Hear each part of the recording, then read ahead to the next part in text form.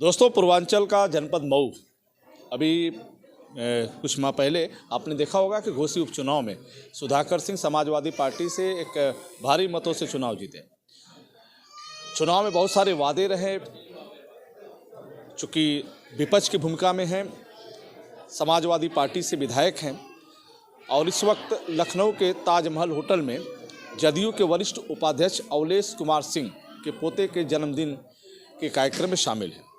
बात हो रही है घोसी विधानसभा में विकास को लेकर, क्या आवश्यकता है और क्या ज़रूरत है। जी, अब जिस तरीके से लोग जो उपचुनाव में जिस तरीके से जनता के बीच में आप गए, बहुत सारे वादे हुए, तो सरकार से आप क्या उम्मीद करते हैं? सरकार से हमारी ये उम्मीद है कि एक तो सारी सड़कें खराब हो गई हैं, नंबर एक सब सड़कें खराब हैं और सड़कों को मरम्मत कराना, और बिजली का बहुत बड़ा संकट है। जी, पूरे मऊ की बात है अपने विधानसभा? पूरे मऊ की बात मैं कह रहा हूँ। पूरे मऊ में बिजली का संकट है। सारे ट्रांसफार्मर हर दूसरे दिन जल जाते हैं और लगने में टाइम लगता है, जिससे किसानों को, बुनकरों को, सबको परेशानी होती है। मैं माननीय मंत्री जी से मिला था और उन्होंने कहा है कि नहीं, इसको ठीक किया जाएगा और अब देखिए क्या होता है। आपने तो बड़ा सवाल खड़ा कर दिया, क्योंकि ऊर्जा मंत्री खुद आपके ज़िले के हैं और फिर इसके बाद भी आप करें बिजली की स्थिति खराब है। ऊर्जा मंत्री हमारे ज़िले के हैं और नगर विकास मंत्री भी हैं, अच्छे आदमी हैं। अब उनकी बात पता नहीं अधिकारी सुनते कि नहीं सुनते, मैं जानता ही नहीं। अब यदि मंत्री हैं तो उनके आदेशों का पालन करना चाहिए उनके विभाग के लोगों को।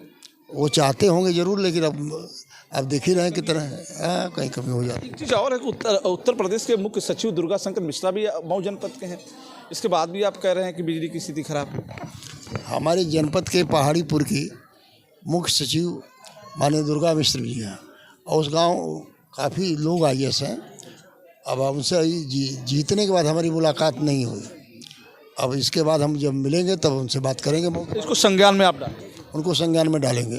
एक चीज़ और विधायक जी, चूँकि कल्पनाथ राय जी के जाने के बाद मऊ के हालात बेहतर हुए या कुछ गड़बड़ हो गए? जो कुछ हुआ है मऊ जनपद में सब कल्पनाथ राय ने ही किया है। अब तक जो भी प्रतिनिधि होते रहे, अब चूँकि मंत्री कोई और तो हुआ नहीं।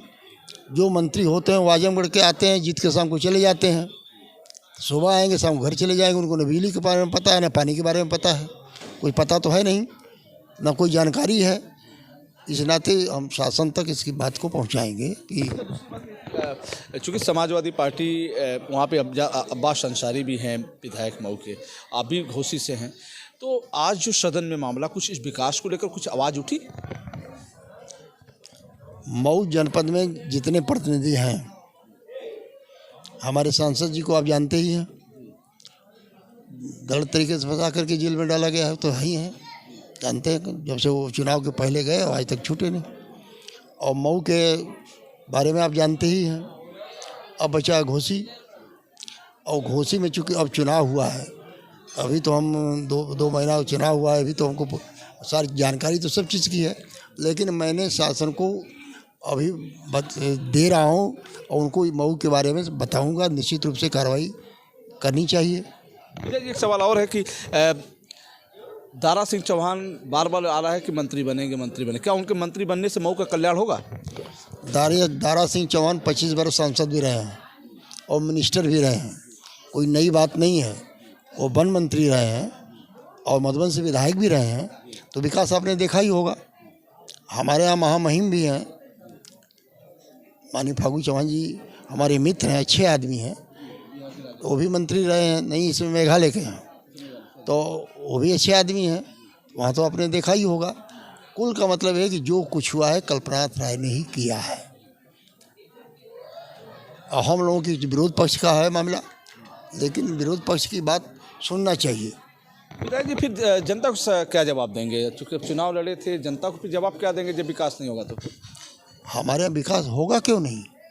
हमारे यहाँ विकास तो होगा ही। हम जब उचित माध्यम से अपनी बात को रखेंगे, माननीय मुख्यमंत्री जी के सामने हम पेश करेंगे और माननीय मुख्यमंत्री जी से हमको अपेक्षा है कि निश्चित तौर पर कार्रवाई करेंगे। तो मुद्दा क्या रहा चुनाव में? जो अब बहुत सारे मुद्दे रहे, उस मुद्दे को लेकर क्या होगा?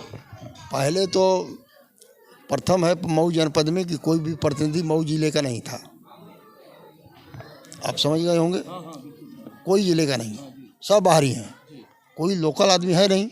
और मुझको तो वहाँ की जनता हरा दे तब भी, जिता दे तब भी मैं परमानेंट रूप से नींव के पेड़ पर बैठा रहता हूँ। जो भी समस्याएं जनपद भर की आती हैं, चाहे अदब पूर्वांचल के बगल के अगल के ज़िलों की आती हैं, तो मैं तो एक मिलने वाला हूँ और मुझको कहीं जाना भी नहीं है। मैं तो परमानेंट ही रहूँगा, हारूँगा तब भी, जीतूँगा तब भी। मैं लोकतंत्र रक्षक सेनानी भी हूँ। मैं 1975 में 19 महीना मैं काफ़ी दिनों तक झेल रहा हूँ। मैं सबके दर्द को मैं जानता हूँ, इसलिए अपने जो भी हमारे संसाधन है उठाने के माध्यम है जो हमारे हैं, मैं सबसे मिल करके रिक्वेस्ट करूँगा कि विकास में कोई पार्टी, कोई जाति, कोई धर्म नहीं होता। निश्चित तौर पर विकास होगा।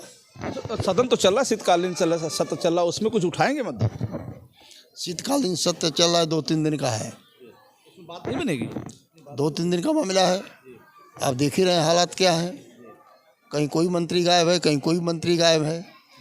और माननीय लालजी वर्मा ने तो आज कहा भी कि जब कोरोना इस प्रदेश में, कोरोना इंडिया पूरे देश में था, जहाँ लाखों लोग मर गए, तहाँ बैठ करके जो माननीय मंत्री लोग हैं दोनों, चीफ मिनिस्टर, ये सरकार बदलने की बात कर रहे थे, कोरोना की बात नहीं कर रहे थे, ये सरकार बदलने की बात कर रहे थे। तो विकास कैसे होगा? तो सुन रहे थे आप घोसी के विधायक सुधाकर सिंह जी को। विकास को लेकर काफ़ी गंभीर हैं और बार बार ये मांग कर रहे हैं कि जो जनता के बीच जो वादा रहा वो पूरा हो। उन्होंने कहा कि मैं जनता का सेवक हूँ, चाहे हारूं चाहे जीतूं, जनता के बीच रहूँगा।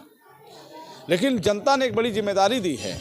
घोसी की जनता ने जिस तरीके से सुधाकर सिंह को वहाँ से विधायक बनाया है और इन्हें जो वादे थे उसको पूरा करने के लिए काफ़ी संघर्षशील रास्ते पे हैं। और इन्होंने जिस तरीके से कहा कि हमारी पूरी कोशिश है कि घोसी को बेहतर बनाने का।